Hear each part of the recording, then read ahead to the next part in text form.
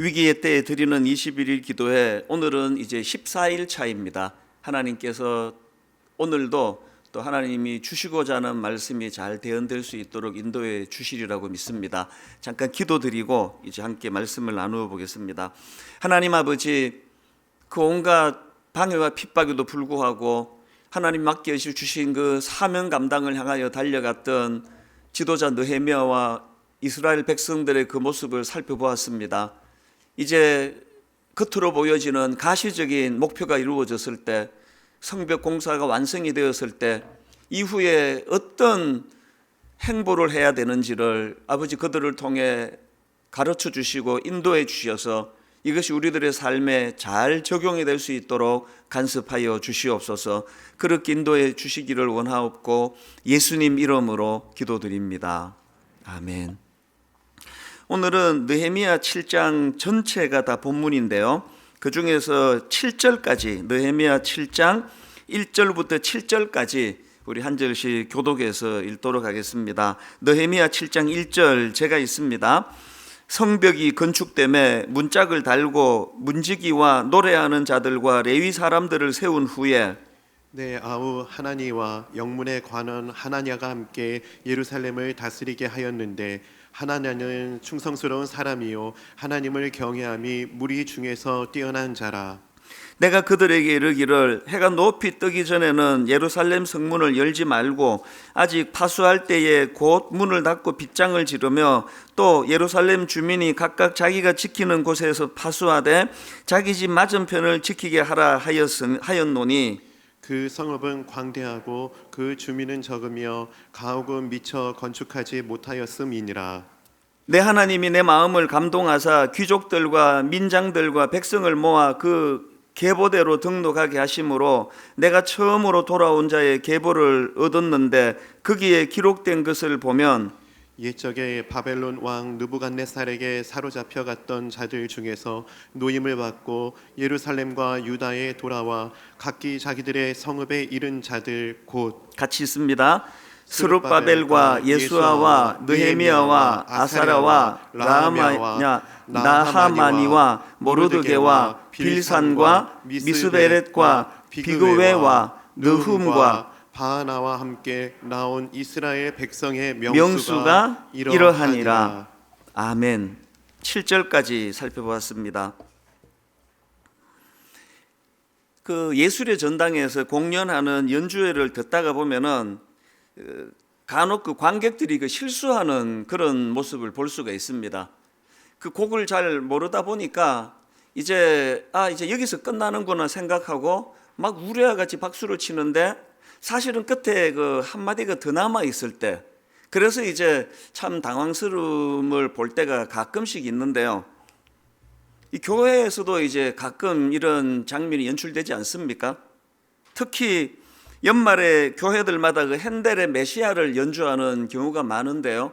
그 핸델의 그 메시아에 보면은 이제 웅장한 합창곡 할렐루야가 이제 찬양이 되어지는데, 이제 맨 마지막에 이제 할렐루야 할렐루야 할렐루야 반복이 되고 한 템포를 쉬고 이제 할렐루야로 마무리가 되는데, 막 열정적으로 이제 할렐루야 할렐루야 할렐루야 그러고 딱 한 템포 쉴 때 꼭 한두 사람이 박수를 치는 사람이 나오는 겁니다. 그게 다 끝난 줄 알고. 그러나 사실은 뒤에 한마디가 더 있거든요. 핸델이 곡을 왜 이렇게 작곡을 했을까 생각해 보면 진짜 마지막에 한번 방점을 짚고 싶은 거 아닙니까?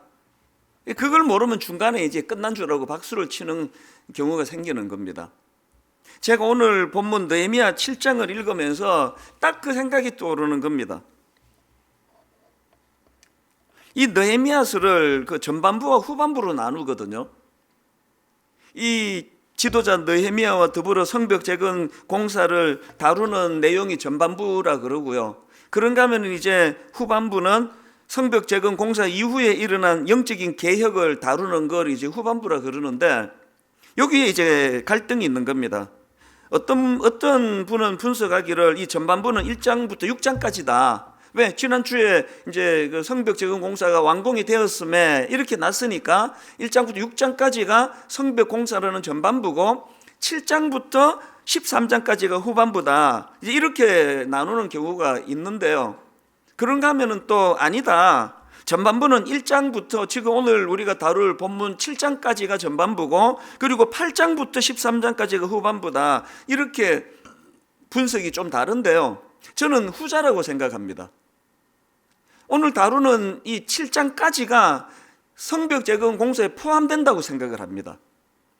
아니 6장까지 해서 성벽 재건 공사가 끝났는데요, 그렇게 질문을 하신다면 이게 바로 핸델의 메시아의 할렐루야 할렐루야 할렐루야 맨 마지막에 한 박자 쉬고 들어가는 웅장한 할렐루야가 바로 이 7장이라고 생각하시면 뭐 거의 정확하게 맞을 거라고 저는 생각을 합니다.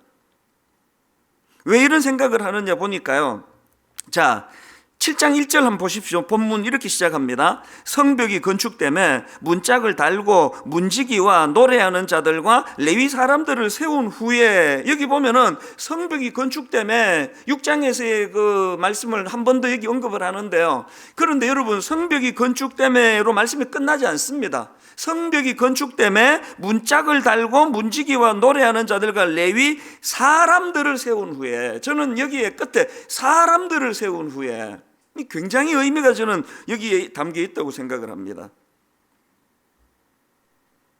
그래서 저는 이 성벽 재건 공사 과정에 느헤미야 7장도 포함시키는 쪽에 저는 한 표를 던지는 사람인데요, 여기에는 굉장히 중요한 두 가지 의미가 담겨져 있습니다. 첫 번째 의미가 뭐냐, 눈에 보이는 그 벽돌을 가지고 성벽을 쌓아가는 가시적인 건축도 필요하지만 궁극적으로는 이 세워진 성벽을 지키는 것까지가 더 중요하다는 겁니다. 뼈 빠지게 다 지워놨는데 그 다음날 누가 허물어 버렸다, 그러면 이게 무슨 소용이냐는 겁니다. 그래서 이것이 6장까지 이제 성벽이 다 완공됐다, 이걸로 끝나는 게 아니라 그럼 어떻게 하면 이거를 잘 지켜낼 수 있는가, 이 내용을 다루는 게 느헤미야 7장이거든요. 제가 어느 글에 보니까 그 중국이 만리장성을 쌓지 않습니까? 적들의 침공을 막으려고 만리장성을 쌓았는데 역사적으로 만리장성이 적의 침략으로 4번 뚫렸답니다. 내가 그 글에서 참 흥미롭게 본 게 뭐냐 하면은, 이렇게 만리장성이 4번 뚫렸는데 한 번도 벽을 뚫은 게 아니고요, 그 4번 뚫리는 것 모두가 다, 전부가 다 만리장성 성벽을 뛰어넘은 게 아니라 문지기를 매수해가지고 가능했다는 겁니다. 뭘 의미할까요? 성벽의 완공은 벽돌로 이루어지는 게 아니라 문지기, 사람으로부터 이루어지는 겁니다. 그렇게 엄청난 공사를 하면 뭐합니까? 그쪽으로 오는 게 아니라 문지기 매수해가지고 문으로 들어오는데요. 이게 7장의 의미라는 겁니다. 그래서 6장까지의 이 성벽 공사가 잘 이루어졌다면 7장으로 와서 고린도전서 10장 12절이 되뇌어지는 겁니다. 그런즉 선줄로 생각하는 자는 넘어질까 조심하라. 만리장성 쌓았으니까 아무도 침략 못해. 근데 문지기를 매수해가지고 들어오는 이 방식은 놓치고 있다면 그게 실패가 되는 거거든요. 저는 시편 127편 1절, 여호와께서 집을 세우지 아니하시면 세우는 자의 수고가 헛되며 여호와께서 성을 지키지 아니하시면 파수꾼에 깨어 있으며 헛되도다. 하나님 앞에 문지기를 세워달라고 간청을 하고 그 문지기를 통하여 하나님의 일하심이 나타나기를 원합니다. 여기까지가 성벽을 재건하는 사람들의 몫이라는 겁니다. 느헤미야가 지금 이런 심정으로 문지기를 세우고 있다고 생각을 합니다. 그런가 하면은 느헤미야 7장이 담고 있는 두 번째 의미가 뭐냐, 이 본문 느헤미야 7장 속에는요, 이 사람의 중요함을 강조하는 겁니다. 사람의 중요함. 벽돌이 얼마나 단단하고 튼튼하냐도 중요하지만 그것을 관리하고 지키는 이 사람의 중요함.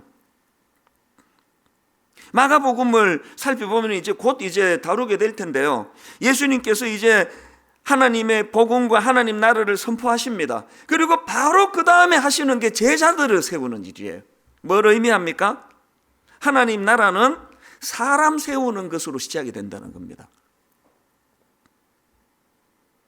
이런 관점으로 느헤미야 7장을 쭉 정리를 하다가 보면은 참 여기에서 많은 그 은혜를 잊게 되는 걸 보는데요, 다시 한번 정리를 하자면 느헤미야가 건축을 완공한 이후로 한 일이 두 가지입니다. 하나는 뭐냐? 예레미야는 우선적으로 예루살렘을 이끌 사람들을 세우는 일을 했고요.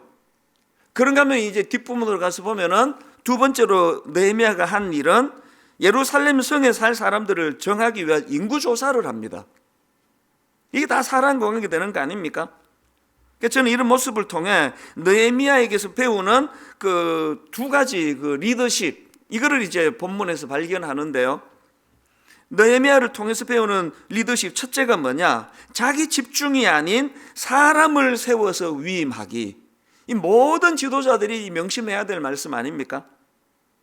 자, 오늘 본문 7장 1절 2절을 다시 한번 보십시오. 성벽이 건축됨에 문짝을 달고 문지기와 노래하는 자들과 레위 사람들을 세운 후에 내 아우 하나니와 영문에 관한 하나냐가 함께 예루살렘을 다스리게 하였는데, 성벽 재건 과정서부터 느헤미야는 자기 혼자 일하는 게 아니라 백성들과 더불어 힘을 합쳐서 성벽을 재건하는 모습을 보여줬고요. 그리고 성벽 공사가 다 완성이 된 이후에도 자기 명성과 권력을 쌓기보다는 필요한 곳에 사람을 배치하여 그들이 일할 수 있도록 위임하는 일을 했다는 겁니다. 미국의 그 듀크 대학 의료 시스템의 부사장이라는데요, 아지프 아마드라는 분이 한 이야기를 이제 인터넷에 떠돌고 있는데요, 이런 내용입니다. 모든 것을 할 수 있는 사람이 좋은 관리자라고 생각하지 않는다. 오히려 자신이 직접 할 일과 직원들에게 맡길 일을 구별할 줄 아는 사람, 자신이 직접 할 일과 직원들에게 맡길 일을 구별할 줄 아는 사람이 효율적으로 일을 처리하는 지도자, 관리자라고 할 수 있다. 이 뭐 목회하는 저희들에게도 그대로 적용이 되는 겁니다. 단임 목사가 할 일이 뭐며 어떤 거를 우리 순장님들께, 우리 성도님들께, 우리 부교역자에게 맡겨야 되는가를 정확하게 구분할 줄 아는 그 사람이 좋은 지도자라는 겁니다. 그러면 500명 모일 때의 단임 목사의 역할하고 10,000명이 모일 때 단임 목사의 역할이 같겠습니까? 느헤미야에게서 배우는 건 위임이에요. 위임. 철저하게 위임할 수 있는. 이게 이론은 쉬운데 이 쉬운 일이 아닙니다. 그래서 하나님 은혜를 구하는 겁니다. 예수 그리스도께서 하나님 나라를 선포하신 직후에 마가복음에서 제자들을 선택하는 일을 행하셨다. 위임이거든요. 이렇게 사람을 세우 위임하는 리더십이 중요한데 그 본을 보여준 게 느헤미야입니다. 자, 그렇다면은 이 느헤미야의 그런 그 위임하는 리더십과 관련해서 두 가지를 살펴봐야 되는데요. 어떤 일을 위임했느냐, 그리고 그 위임할 사람을 어떤 기준으로 뽑았나, 이 두 가지 아니겠습니까? 먼저 어떤 일에 사람을 뽑아 세웠나, 이 1절에 다시 한번 1절을 보십시오. 성벽이 건축됨에 문짝을 달고 문지기와 노래하는 자들과 레위 사람들을 세운 후에 세 가지 사례를 달아 놓았네요. 느헤미야가 임명한 사람은 첫째가 문지기고요, 둘째와 셋째는 같은 역할입니다. 노래하는 자들, 레위 사람들. 여러분, 여기 노래하는 자들과 레위 사람은 이스라엘 제사를 돕는, 요즘 우리로 말하면 예배를 섬기는 역할입니다. 두 갈래로 그 사람을 세워야 되는 방향을 딱 잡아주는 거 아닙니까? 하나는 현실적으로 문지기예요. 그 외부의 침략을 막는 문지기 역할을 세워야 되고, 그것만이 다가 아닙니다. 항상 타락과 부패는 외부의 공격이 아니라 안에서부터 일어나기 때문에 예배를 섬기는, 예배를 활성화하는 일, 여기에 필요한 사람을 세웠다는 겁니다. 교회가 여러 이단으로부터 공격을 막아내려고 문지기도 세워야 되지만 외부의 공격이 없다고 교회가 부흥하는 거 아닙니다. 적절하게 사람을 위임하고 배치하는 본을 느헤미야가 보여줬고요. 그렇다면 이제 두 번째 질문이 뭐였습니까? 이렇게 필요한 곳에 사람을 세우는 것도 중요한데, 그럼 느헤미야는 어떤 기준으로 사람을 뽑고 세웠느냐? 그 2절에 나옵니다. 내 아우 하나니와 영문에 관한 하나냐가 함께 예루살렘을 다스리게 하였는데 하나냐는 충성스러운 사람이요 하나님을 경외함이 무리 중에서 뛰어난 자라. 두 사람의 이름이 거론되는데요, 하나니는 여러분 기억하십니까? 느헤미야 1장 맨 서두에 나온 인물입니다. 자, 느헤미야 1장 2절 3절입니다. 내 형제들 가운데 하나인 하나니가 두 사람과 함께 유다에서 내게 이르렀기로 내가 그 사로잡힘을 면하고 남아있는 유다와 예루살렘 사람들의 형편을 물은즉 그들이 내게 이르되 사로잡힘을 면하고 남아있는 자들이 그 지방 거기에서 큰 환난을 당하고 능욕을 받으며 예루살렘 성은 허물어지고 성문은 불탔다 하는지라. 여기 나오는 하나님의 특징은 느헤미야의 아우라는 게 포인트가 아니고요, 느헤미야로 하여금 꿈을 심어준 사람이 어떤 의미에서는 하나님 아닙니까? 정확하게 지금 자기 고향에서 일어나는 가슴 아픈 사례를 가감없이 잘 전달했기 때문에, 그러니까 이 하나님은 느헤미야에게 유다와 예루살렘의 성벽 상황을 정직하게 있는 그대로 알려준, 그래서 나중에 느헤미야가 페르시아에서 오게 된 모든 과정에서부터 함께한 사람이기 때문에 그 상황을 누구보다 더 잘 알고 있던 사람이 선택 기준이었고요. 그런가 하면 또 한 명이 하나냐입니다. 2절을 다시 보십시오. 내 아우 하나니와 영문에 관한 하나냐가 함께 예루살렘을 다스리게 하였는데 하나냐는 충성스러운 사람이요 하나님을 경외함이 무리 중에서 뛰어난 자라. 여기 보니까 두 가지 사람 뽑는 조건이 있네요. 하나는 충성스러운 자예요. 또 하나는 하나님을 경외하는 자입니다. 하나님의 사례를 보면서 저는 우리 교회 부교역자들이 참 감사합니다. 한번 이 교회에 와가지고 1년 있다가 나가고 2년 있다가 이동하고 이런 경우는 저희 교회에 거의 없는 게 얼마나 감사합니까? 오래 10년 이상 개척한 지가 지금 18년인데 한 16년차 15년 차도 있습니다. 오래 한 교회를 충성스럽게 우직하게 그 자리를 지키고 있기 때문에 우선 우리 성도님들의 정서적인 안정감이 여기서부터 나온다고 생각하거든요. 그게 충성스러운 모습 아닙니까? 그런가 하면은 여호와 하나님을 경외함이 무리 중에서 뛰어난 사람, 그저 자기 지도력을 계속 뒷받침해 줄 이런 사람을 뽑았다고 한다면 느헤미야는 우리가 바라볼 인물이 아니라고 생각합니다. 여러분은 여러분 주변에 함께 조력자로 어떤 사람이 있기를 원합니까? 우리 순장님들은 여러분이 다락방을 운영해 나가는데 위임하고 계십니까? 순장이 없으면 그 다락방이 바로 무너질 것 같은 공동체라면 그것은 좋은 순장이 아니라고 생각하거든요. 그런가 하면은 여러분 순장님이 여러분 곁에 수는 어떤 사람을 주로 함께 조력자로 세웁니까? 하나님 보시기에 여호와를 경외하는 사람, 하나님 앞에 충성을 다하고 다른 순원들을 충성스럽게 섬길 수 있는 사람. 이런 면에서 인사가 만사다 뭐 이런 말들을 하지 않습니까? 사람 세우는 일이 일의 전부예요.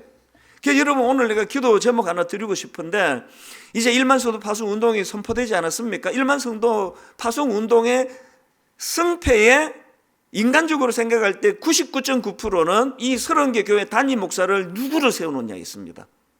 그 담임 목사가 어떤 사람으로 채워지느냐에 따라 이 승패가 달려있다고 생각합니다. 하나님께서 이 일에 개입해 주시기를 기도해 주시기를 바랍니다.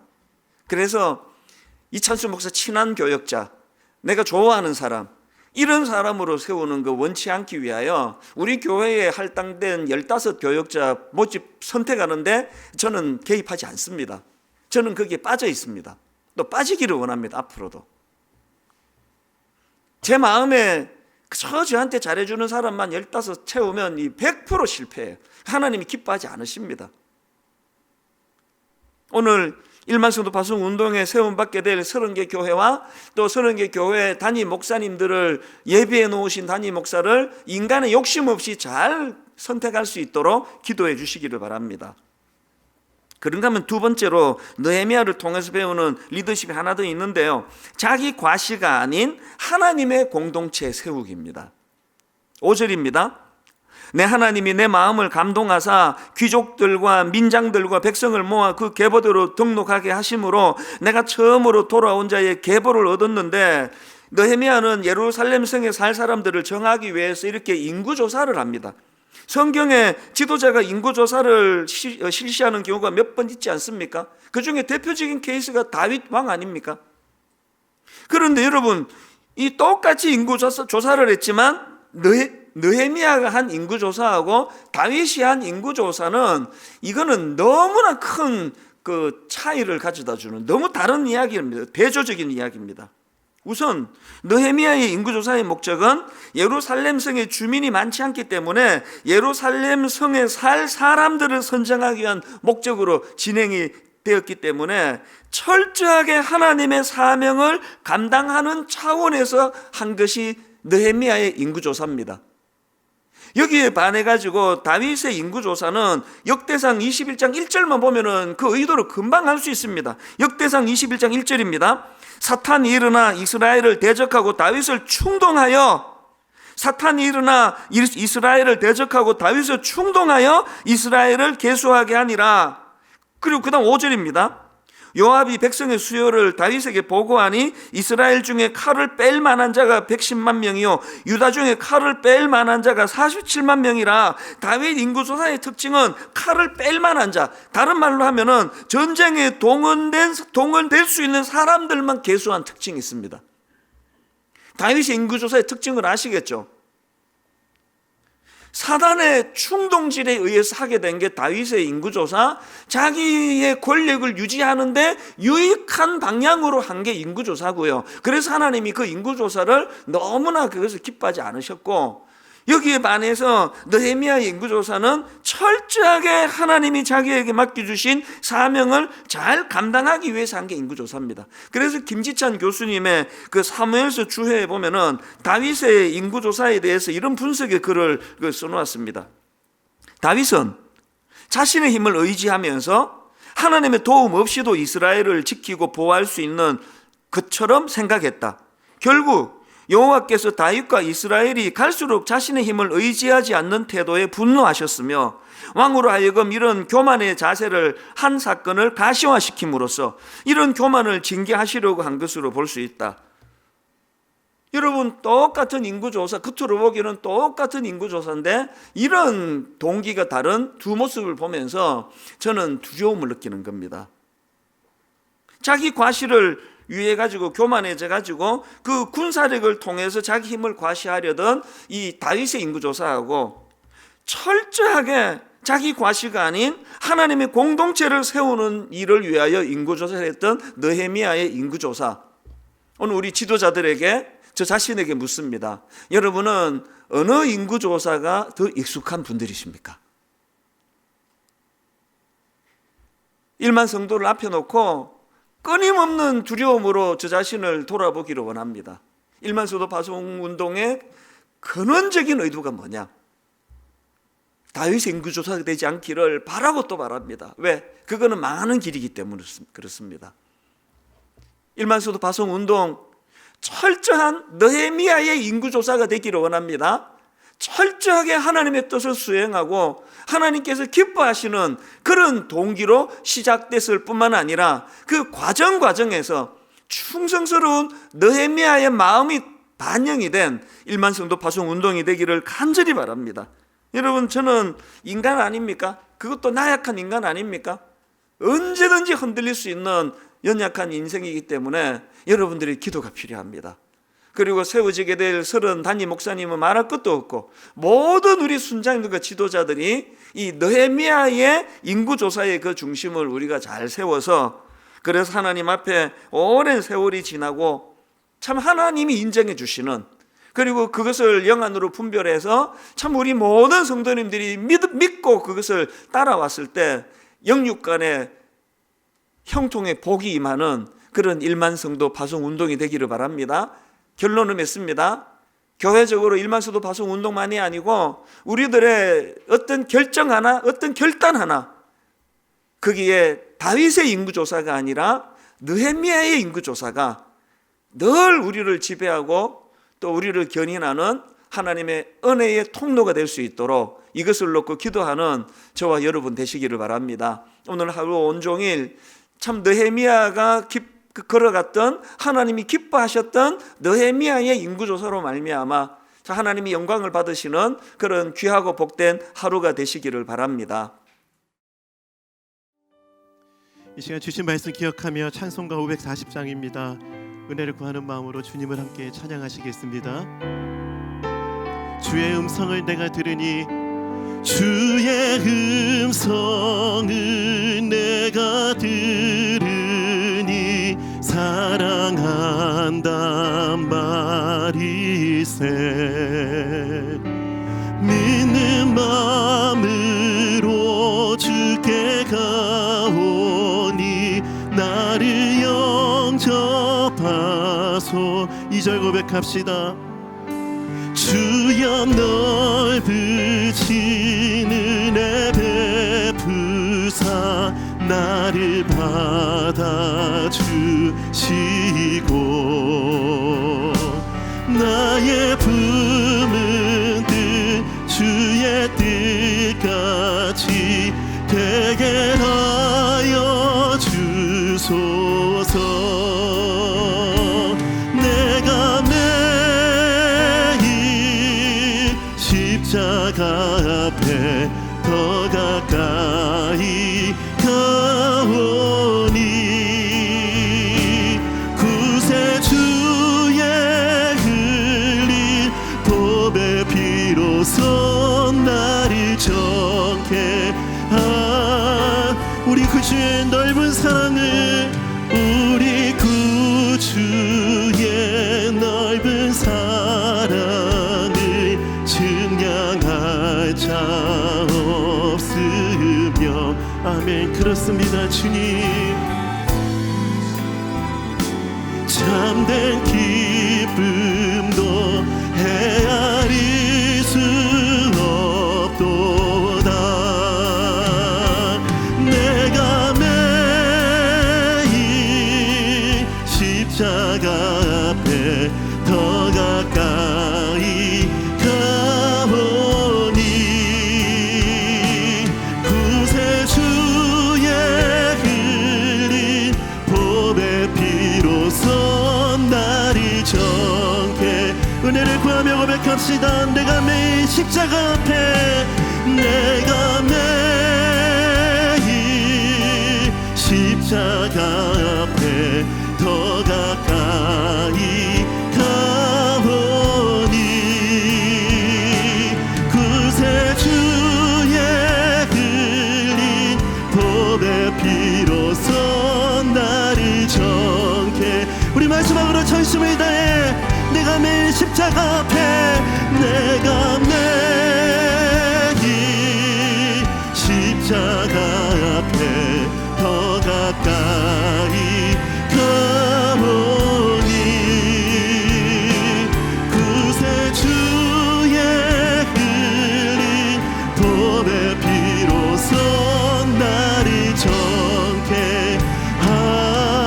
하소서.